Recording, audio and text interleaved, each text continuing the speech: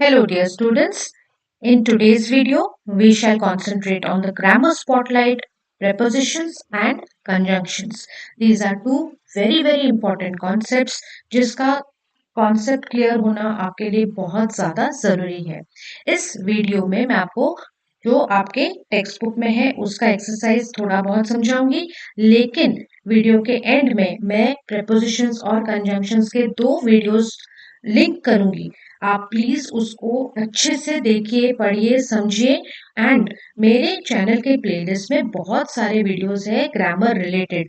Please go through that with which ever topic you feel it is difficult for you. Okay, now let us start. prepositions. Read this paragraph carefully. Rafiq was born at Jaipur in Rajasthan on 10th February 1990. He studied in my school for 10 years. His performance was above the performance of others in the class. He often came to school by rickshaw. He was helpful to me and spoke on books and authors in most activity periods. Whenever he walked into the class, he smiled at others. अब मैंने ये green में जो highlighted words है क्यों highlight किया? ये दिखाने के लिए कि हमारे पास जब भी कोई वाक्य है तो उसमें भरे होते हैं prepositions। तो prepositions क्या है, क्यों जरूरी है और किस तरह के prepositions है। ओके, नाउ प्रेपोजिशन वर्ड को देखेंगे तो इसमें दो वर्ड्स हैं, एक है प्री और दूसरा है पोजिशंस। ठीक है, प्री मतलब पहले, पोजिशन मतलब जगह। नाउ अब ये प्रेपोजिशन हमें एक वाक्य में, एक सेंटेंस में why do we need it? Because we know that every sentence will have either a noun or a pronoun. अब नाउन क्या है? जो एक किसी भी चीज को डिस्क्राइब करता है, जो name of any place, thing, animal etcetera is a noun. ठीक है, अब ये प्रेपोजिशन जो है it relates a noun or a pronoun. ठीक है, ये रिलेट करता है एक noun or pronoun to the other words in the sentence. It shows the place, time, direction of the noun or pronoun. तो क्यों जरूरी है preposition? क्योंकि हमारे जो sentences में nouns या pronouns है उनका क्या relation है in respect of place, time and direction with the remaining words in the sentence. Now, nothing to get confused. Let us see with the first sentence. Rafiq was born at Jaipur in Rajasthan on 10th February 1990. Full stop. ध्यान से इस sentence पे ध्यान दीजिए। रफीक हमारा noun है। Okay, वो कहाँ पैदा हुआ था? जयपुर में पैदा हुआ था। तो Rafiq was born at Jaipur. अब यहाँ पर रफीक नाउन को रिलेट कर रहा है जयपुर के साथ हमारा प्रेपोजिशन एट। ठीक है, तो ये बता रहा है this is at is preposition of place, क्योंकि this is relating Rafiq and Jaipur, which are two nouns. Okay. अब Rafiq was born at Jaipur in Rajasthan.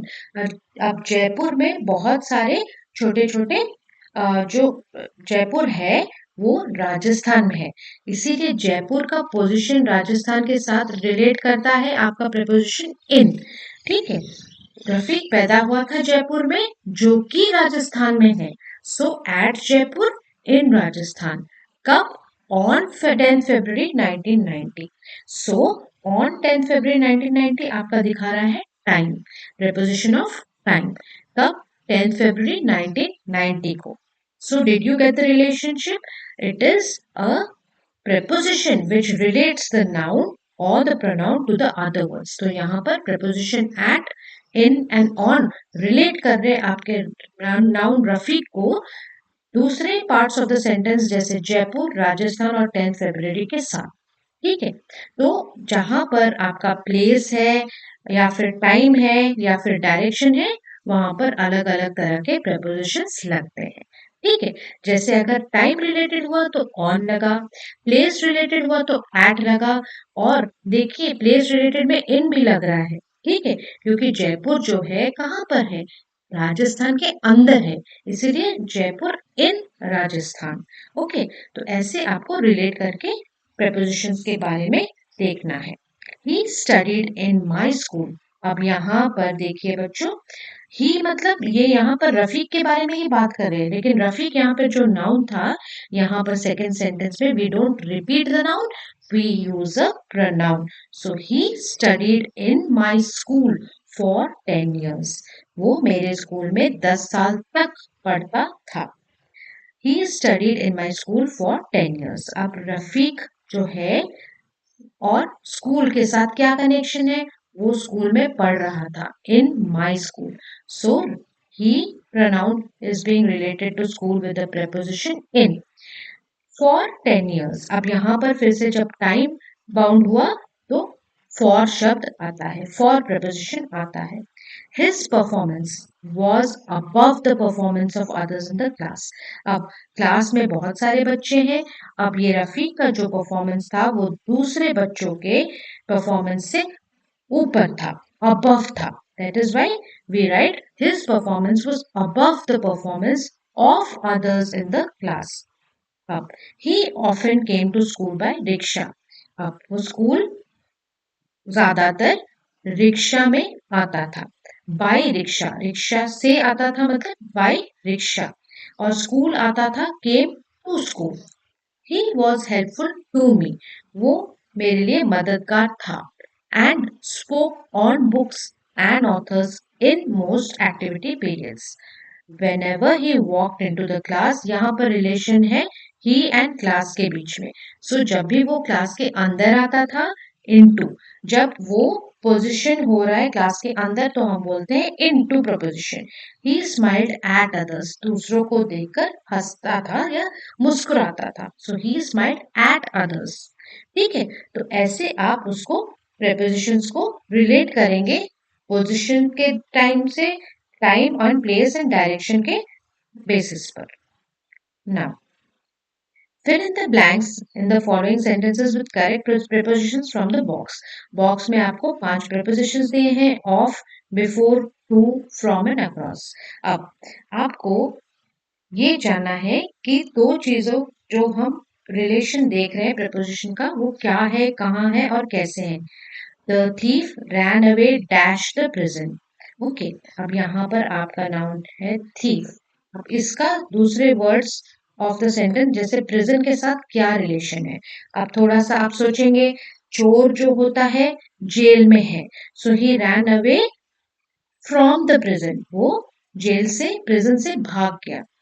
सो यहाँ पर आएगा आपका from. The thief ran away from the prison। अब we need to wash our hands। we is the subject और hands कैसे relate हो रहा है, खाने के साथ।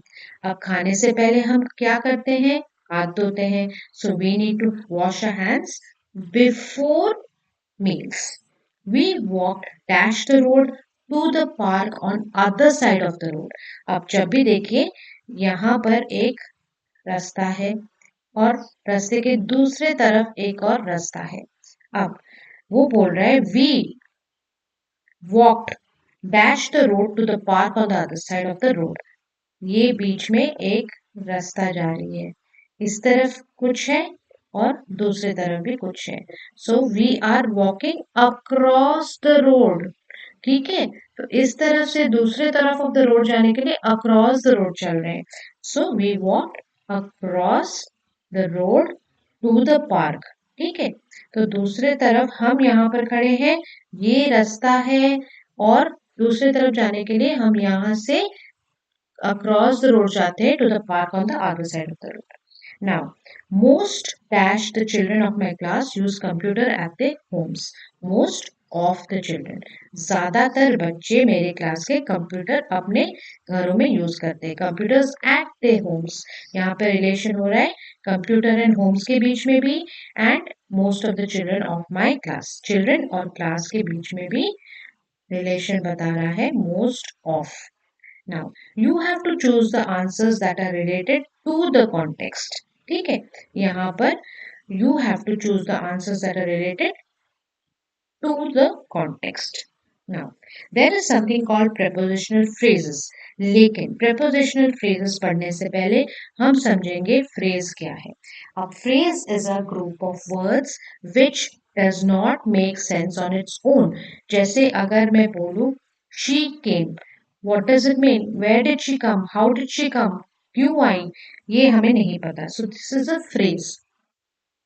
But a group of words used as a single preposition. जब हम एक group of words को एक single preposition की तरह यूज करते हैं उसको बोला जाता है prepositional phrase. Example, in order to. She attended the school in spite of, instead of.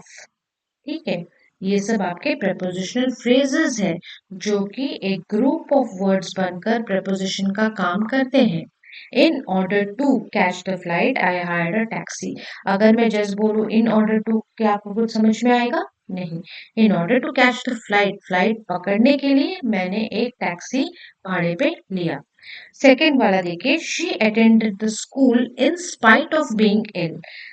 बीमार होने के बावजूद वो school I. Third, instead of watching television complete your project first. बिना टीवी देखे आप पहले, बगैर आपके टीवी देखे पहले आप अपना प्रोजेक्ट पहले खत्म करें. ठीक है, so these highlighted words in order to, in spite of, instead of are prepositional phrases. Some other examples of prepositional phrases are according to, in addition to and in place of. तो ये भी आपके prepositional phrases में आते हैं. अब add the words to form prepositional phrases. यहाँ पे in, जो कॉलम ए का in होता है, in order to, by, अब in brief, मतलब संक्षेप में जो बोलते हैं ना, in brief. in का हो गया brief. to and fro. to का हो गया to and fro. and by का होता है by means of.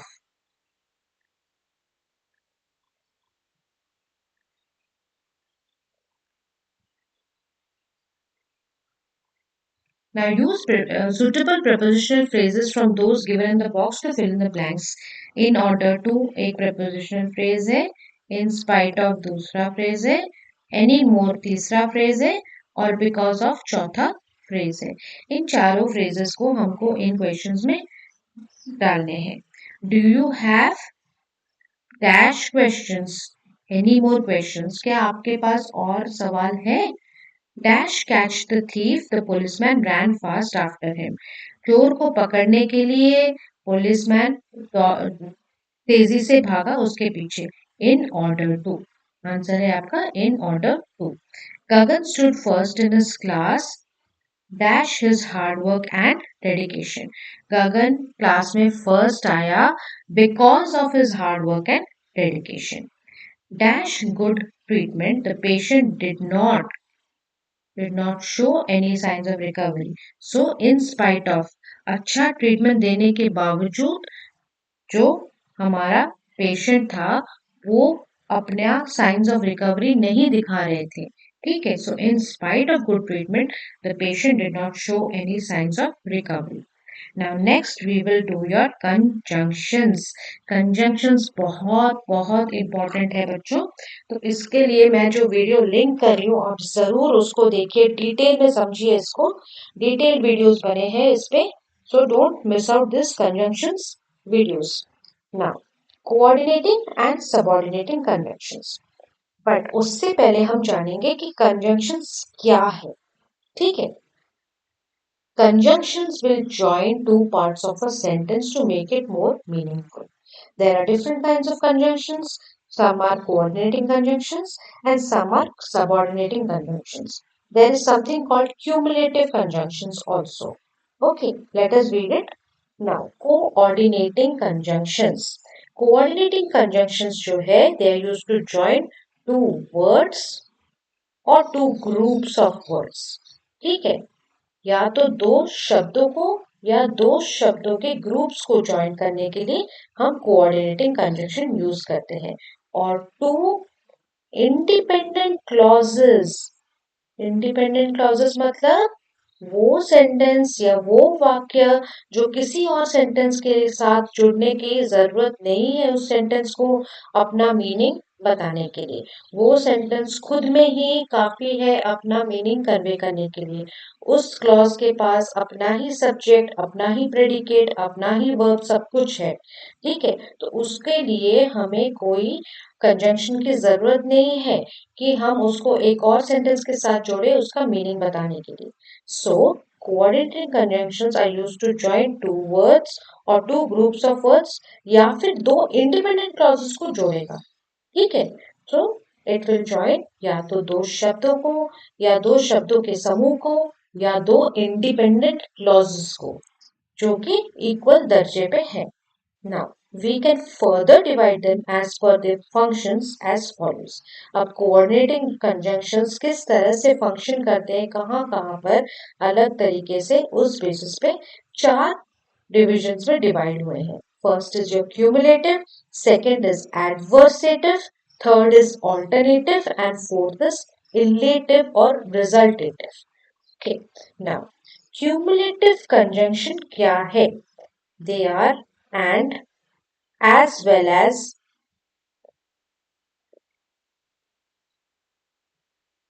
both, and, not only, but also, and etc. These conjunctions are used to add things of similar nature को add करते हैं।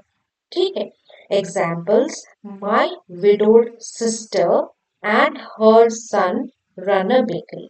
यहाँ पर sister and son, अब देखिए, we are using this cumulative conjunction to join things which are of similar nature। तो दोनों यहाँ पर sister and जो son है दोनों ही person है, इसीलिए हम and यूज करेंगे यहाँ पे। My widowed sister and her son run a bakery। She as well as a friend goes to school by the school bus। यहाँ पर भी he और she के friend को ज्वाइन कर रहा है आपका cumulative conjunction as well as, वो और उसकी संगिनी। ठीक है,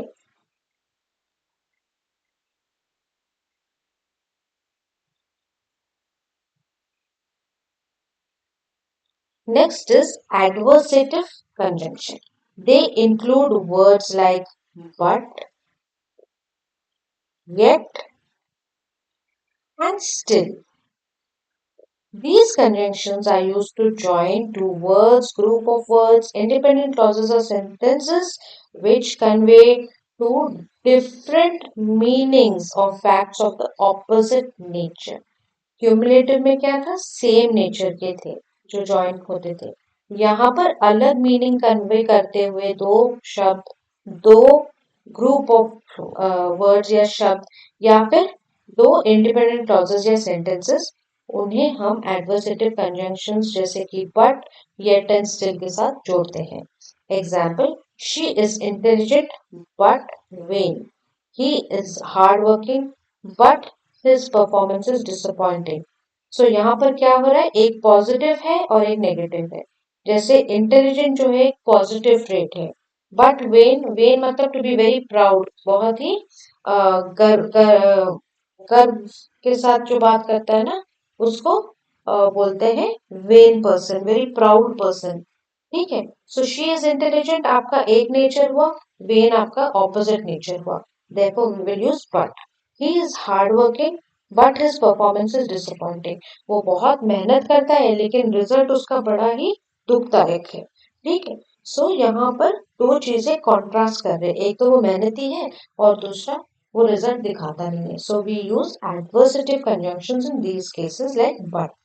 His mother was hospitalized for more than 3 months, yet he stood first in the class। अब देखिए यहाँ पर जो सिचुएशन है, यहाँ पर His mother was hospitalized for more than 3 months. ये एक आपका इंडिपेंडेंट क्लॉज है. सेकंड इंडिपेंडेंट क्लॉज क्या है? He stood first in the class. तो दो इंडिपेंडेंट क्लॉजेस हैं आपके पास. हमें पता है कंजंक्शंस दो इंडिपेंडेंट क्लॉजेस को भी जोड़ते हैं. तो यहाँ पर हम कैसे जानेंगे कौन सा कंजंक्शन यूज करना है? हम पहले पहले स्टेटमेंट को देखेंगे वो क्या बोल रहा है. His mother was hospitalised for more than 3 months. ठीक है, ये तो बड़ी दुख की बात है कि कोई हॉस्पिटल में भर्ती है. अब देखिए सेकेंड इंडिपेंडेंट क्लॉज क्या है? He stood first in the class. ये तो बड़ी ही अच्छी बात है कि वो बच्चा फर्स्ट आया है क्लास में, तो ये पॉजिटिव सेंटेंस है. But these two are contrasting. उसकी मम्मी बीमार होने पर भी पिछले 3 महीनों से फिर भी वो बच्चा क्लास में फर्स्ट है. सो जहां पर ऐसे कॉन्ट्रास्टिंग नेचर के स्टेटमेंट्स या इंडिपेंडेंट क्लॉजेस है तो वहां पर हम एडवर्सेटिव कंजंक्शन जैसे येट यूज करते हैं. His mother was hospitalized for more than 3 months, yet he stood first in the class. फिर भी वो क्लास में फर्स्ट आया. ठीक है. अब alternative conjunction क्या है? Adversative is also over. Now we come over to alternative conjunction. They are words like either or neither nor, neither nor. ठीक है. तो alternative conjunctions जो है they are words like either this or that, neither this nor that, या फिर neither on its own and nor on its own. Now, we can use neither as a conjunction with nor. In this case, it connects two or more negative alternatives. अब देखिए इस पर ध्यान देंगे आप. Negative alternatives के ऊपर ये ऑल्टरनेटिव कंजंक्शन यूज किया जाता है. These conjunctions are used to indicate a negative choice. They are used to indicate a negative choice between two things or actions.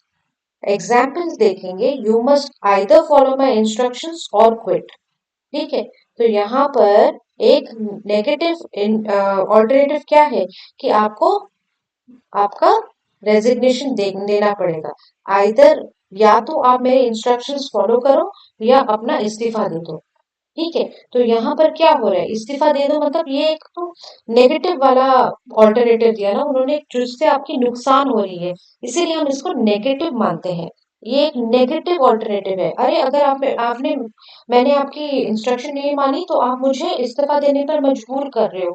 तो ये एक नेगेटिव वाला ऑल्टरनेटिव है. So we are using either or which is an alternative conjunction. Neither Payal nor Seema has seen this movie. ठीक है. तो यहाँ पर हमें ये कंजंक्शन बता रहा है कि ना तो पायल ने ना सीमा ने ये मूवी देखी है. नेगेटिविटी. ठीक है. So neither nor. You can have a cold drink or a hot drink. You can't have both. यहाँ पर आपको चॉइस मिल रहा है या तो कोल्ड ड्रिंक या फिर हॉट ड्रिंक जो कि दोनों ही ऑपोजिट नेचर के हैं. तुम दोनों नहीं पी सकते. Neither of us attended the morning assembly today.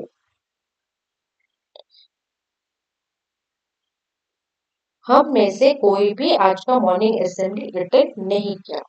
Next. What do you mean by illative or resultative conjunctions? They are words like so, therefore, hence, for, and consequently. Example, she got a prize in class 5, so her name was written on the honors board in the class. अब क्योंकि उसको 5वीं कक्षा में prize मिला इसलिए उसका नाम honours board of the class में लिखा गया था. ठीक है. अब नेक्स्ट हम पढ़ेंगे सबऑर्डिनेटिंग कंजंक्शंस क्या है. सब नीचे होना and ऑर्डिनेटिंग conjunctions. They are used to connect a subordinate clause to a main clause. Subordinate clause क्या है? जो अपने आप में पूर्ण नहीं है उसको एक मेन क्लॉज के साथ जोड़ने पर वो और भी मीनिंगफुल हो जाता है. So this work is done by subordinating conjunctions which is used to connect a subordinate clause to a main clause of two or more subordinate clauses. ठीक है। या तो वो दो या दो से अधिक सबऑर्डिनेट क्लॉजेस को ज्वाइन करता है, या तो एक सबऑर्डिनेट क्लॉज को जोड़ता है एक मेन क्लॉज के साथ। Now what are two or more subordinate clauses? They can be a noun clause, adjective clause and adverb clause. इस पे भी बहुत सारे वीडियोस है, आप प्लेलिस्ट में जरूर देखिए। Now these clauses they either act as nouns, adjectives or adverbs respectively. अब इसको हम डिटेल में पढ़ेंगे। Since commonly used subordinating conjunctions are that which, when, whenever, where, while, until or till, though, although, even though, because, if, as, and since. Examples are he has been selected for admission to the institute, though his merit position is quite low. उसका merit position कम होने पर भी वो institute के selection पे आ गया है। His father continued to work in the same college until he retired. Until he retired. Now, identify the coordinating and subordinating conjunctions in the following sentences. Coordinating and subordinating conjunctions की पहचान करनी है। Since she was suffering from chicken pox, she was not allowed to write her paper along with all examinees. Now, the adjective here is since. Why? Because since she was suffering from chicken pox. क्योंकि वो chicken pox से सफर कर रही थी, she was not allowed to write her paper along with other examinees.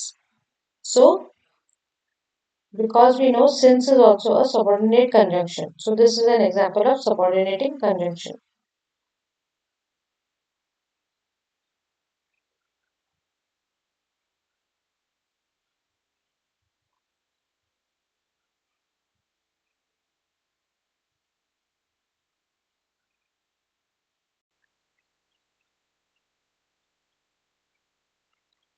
Neither she nor her father was wrong, both were right in their own way. Neither nor. She is not only the principal of our school but also its owner. He was awarded the Best Student Award for he topped the merit list of the board examination. He, as well as his daughter, is responsible for that unfortunate incident. It was a hot day, therefore, we decided to go to the beach.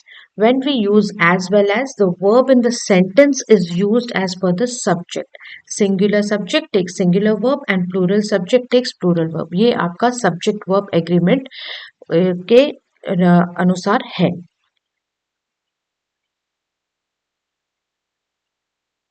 Now, since she was suffering from chickenpox, she was not allowed to write her paper along with other examinees. Now, आप देखेंगे जो मैंने पढ़ाया आपको उस basis पे आप ये सब करेंगे. Since आपका subordinating conjunction है, ठीक है, एंड therefore आपका illustrative, relative या resultative conjunction है, तो यही से आपको ये वाला एक्सरसाइज करना है. I have just identified the coordinating and subordinating conjunctions यहाँ पे आपको जो समझा है मैंने उस बेसिस पे आप इसको फिलअप करेंगे. ठीक है, अब स्पेल वेल का ये सब आपको यहाँ पर भरना है. पहला वाला है परमिशन, सेकंड वाला है कोर्टियर्स, थर्ड वाला है मैजिकल, फोर्थ वाला है एक्सपर्ट, फिफ्थ वाला है influence and sixth one is illusions. ठीक है, अब an anagram is a word or a phrase made by using the letters of another word or phrase in a different order. जैसे कोल का अगर आप रीअरेंज करेंगे सारे अल्फाबेट्स को तो कोला भी लिख सकते हैं. कोर्स को रीअरेंज करेंगे तो सोर्स लिख सकते हैं, SOURCE. फायर्स को आप लिख सकते हैं फ्राइज, FRIES. डायरी को आप डेयरी भी लिख सकते हैं, DAIRY. रीप को आप पैर लिख सकते हैं, PEAR. लम्प को आप प्लम लिख सकते हैं, PLUM, जो कि एक फ्रूट का नाम है. Now right the antonyms of the following words. Intelligent का होगा फुलिश, रिवॉर्ड का होगा पनिश, पावरफुल का होगा वीक एंड एनकरेज का होगा discouraged. So students, with this we come to the end of your grammar spotlight of this sub chapter also.